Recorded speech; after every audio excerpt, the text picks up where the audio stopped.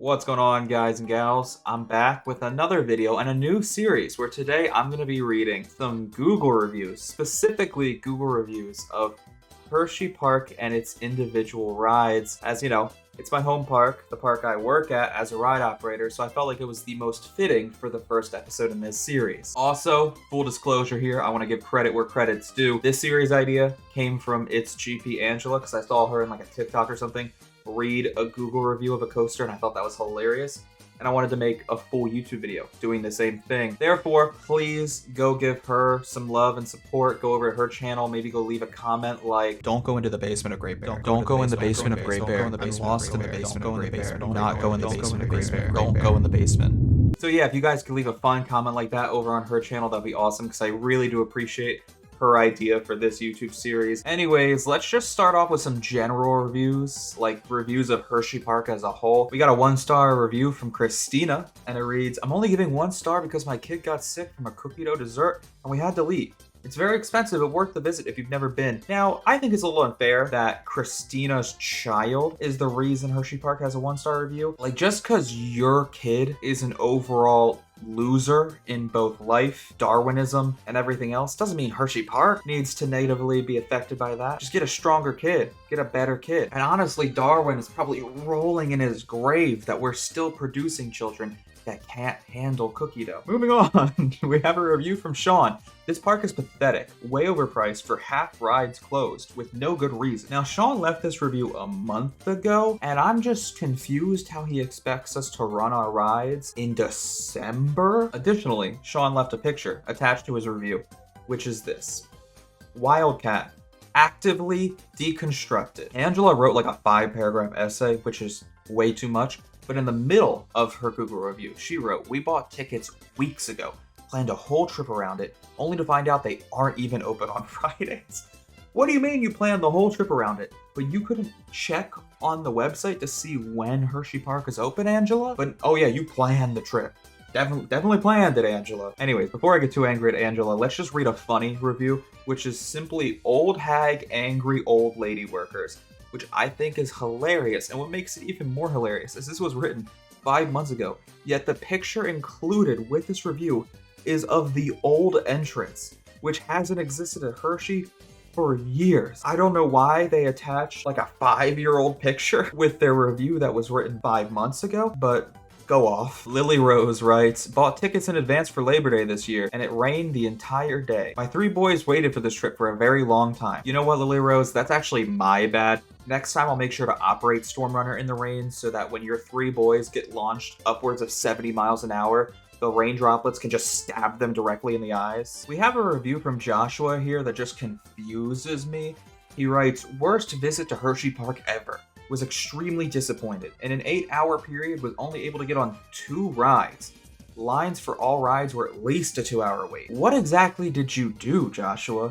Did you like wait in line for Candemonium at the beginning of the day when everyone's entering the park, take a 4-hour nap, and then wait in line for Candemonium again at the end of the day when everyone's leaving the park and crowding that ride again?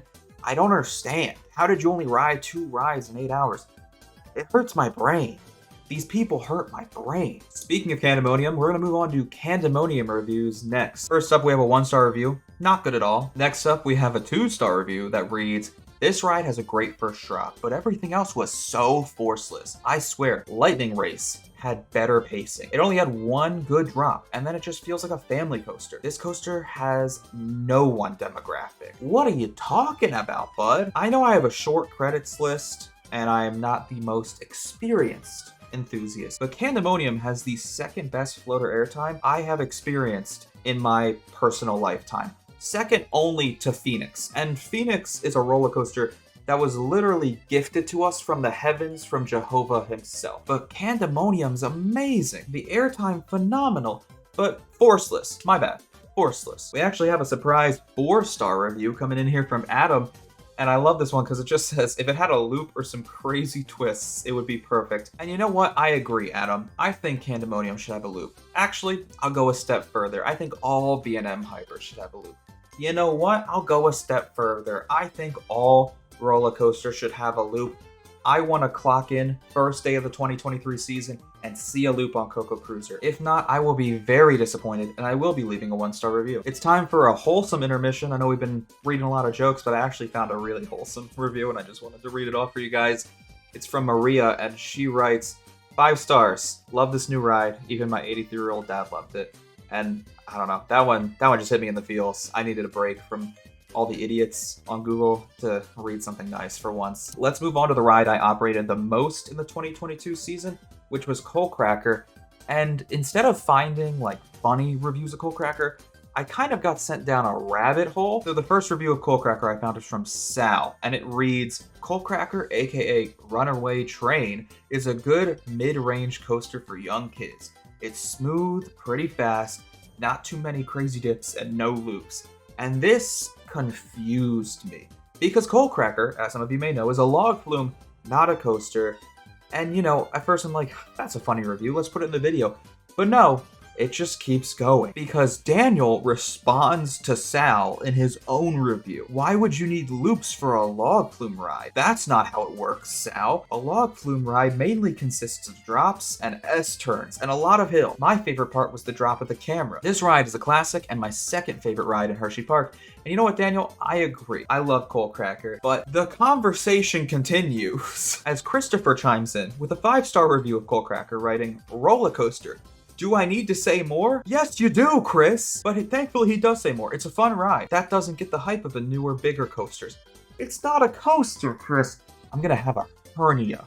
I want you to know right now, I'm going to have a hernia. And to complete this story, we have another 5-star review from Liana, writing, it's very fun, but the drop gives me the feeling of goodness. These 4 reviews keep me up at night. That's not a joke, it's just the truth.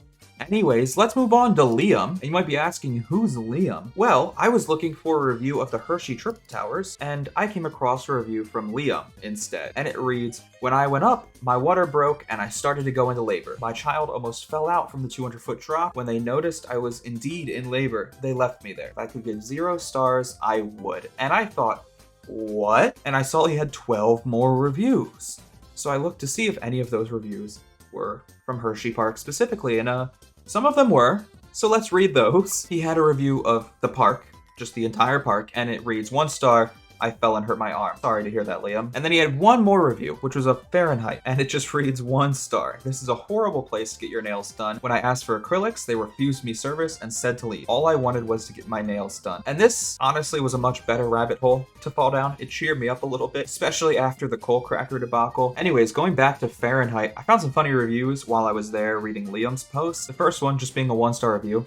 Another 1-star review, translated by Google, Joe Mom. Original, Joe Mama. Elizabeth chimes in with a 1-star review on Fahrenheit saying, Hersheypark is a chore just to get to the park. Go to Knoebel. I kind of agree. Go to Knoebel. And then the final funny review I could find of Fahrenheit reads, what kind of coaster has created intimate amusement rides? And the more I read that one, the more it hurt my brain. So let's just move on before I have a literal stroke. Next up we have Wild Mouse. And a lot of the reviews for Wild Mouse were just people questioning the safety of it. Like this one here from David reading, this was an awful ride, and I'm seriously questioning its safety. I want to investigate the physics of the ride to determine the possibilities of falling off or out of the cart. Also, the carts don't stop, so you have to jump in and out when entering and exiting.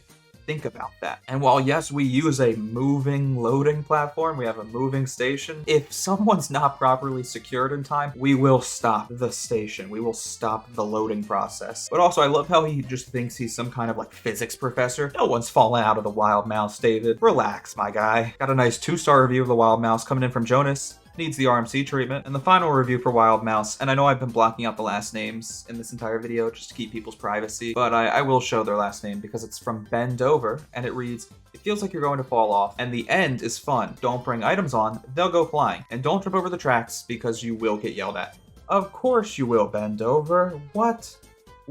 Anyways, I feel like this video is starting to get a little bit long, so we're gonna do a little speed round here, where I just read off one review for a couple of the rides. Found a 1-star review from Liz, almost puked. A boomerang at an otherwise perfect park. Roller coasters are scary because imagine you were on Great Bear and the ride falls apart. Then everyone who is on it dies or has a really bad injury. So no thank you. And reminder, this is a review for Comet. I'm just as confused as you are. Anyways, I wanted to end this video with some reviews of Sky Rush. because it's my favorite ride in the park and my favorite ride in all of Pennsylvania. Now, as you might have already guessed, a lot of those 1-star reviews are about the restraints. Like this one from Jamal, which reads, "It's great if you don't care what happens to your thighs." Meanwhile, this review reads, "Scared I was gonna fall out of my seat. Sister loves it." Got a 1-star review from Bonnie. "What Sky Rush? I'm hopelessly lost in the infinite sprawl." Oh my god.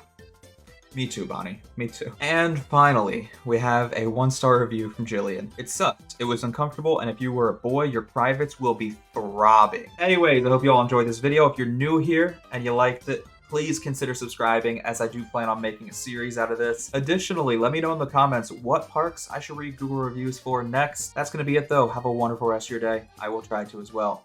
And peace.